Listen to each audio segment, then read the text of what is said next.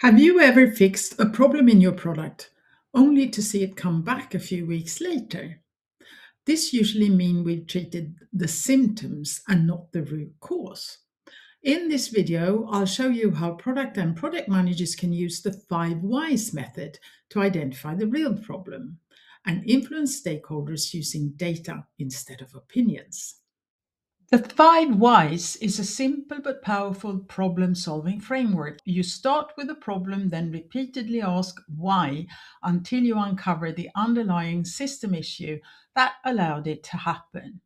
It's not about blaming people.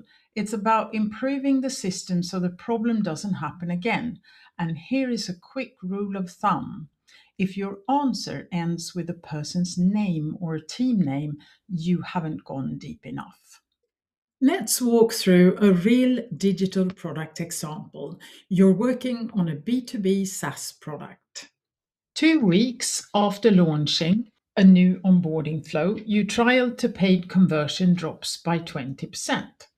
Marketing is worried, sales is frustrated, engineering thinks it might be a tracking issue. Instead of jumping straight to solutions, this is where the 5 why shines. So we've got the problem statement on the slide here. And the first cause that is defined is so many users didn't complete onboarding. So we've had a drop in users completing onboarding. Then we'll go to the second why. Why didn't users complete onboarding? Because a large number dropped off at the connect your data step. Why did they drop off at that step? Because the integration either failed or took too long to complete. Why did the integration fail or to take too long? Because the onboarding assumes users already have admin level API access, which many customers don't. Why was onboarding designed with that assumption?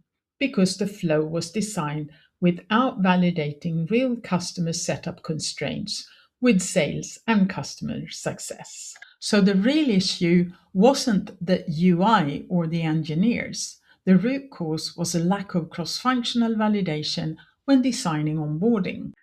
This is where product and project managers create impact. Instead of arguing opinions, you can say, we validated this using the 5 whys, and here is what using the method is telling us.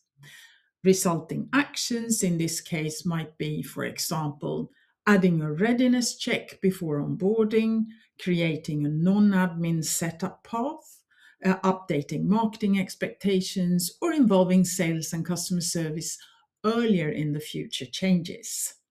Here are a few things to watch out for. Stopping at the first technical answer is not a good idea. Asking why without using data, turning it into an interrogation, and doing it alone instead of with stakeholders. The 5 whys method works best when it creates shared understanding.